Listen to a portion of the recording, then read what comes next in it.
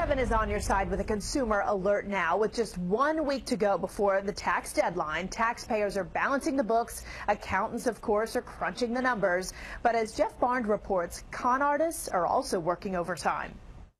This time of year, the 76,000-page U.S. tax code is put to work, and thousands of these IRS refund checks are going to crooks. The problem is that criminals have figured out ways to get access to people's Social Security numbers. Crooks can use Social Security numbers of people who have yet to file their taxes. But when the honest taxpayer files, the IRS may have already sent the check out to a crook. Perhaps when dealing with all the fraud, they should do a few things like waiting until April 15th before sending out checks. Tim Camus is the Treasury Department's Deputy Inspector General for Tax Administration. He says if crooks can't get your Social Security number, there's another weapon at their disposal. More than 400,000 intimidating phone calls have been made by scammers posing as IRS agents, threatening arrest if the taxpayer doesn't pay immediately. And what we've seen in this particular scam is now the introduction of robocalling.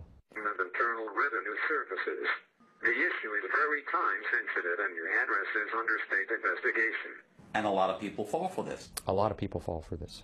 In fact, calls like this have fooled roughly 3,300 people nationwide.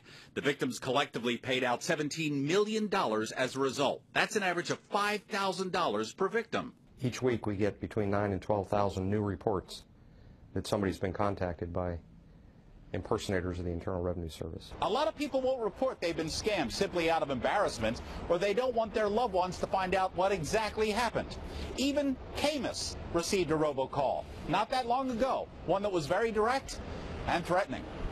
They called the wrong person. But as hard as the scammers work, at times they connect with the right person. In Washington, I'm Jeff Barnes reporting.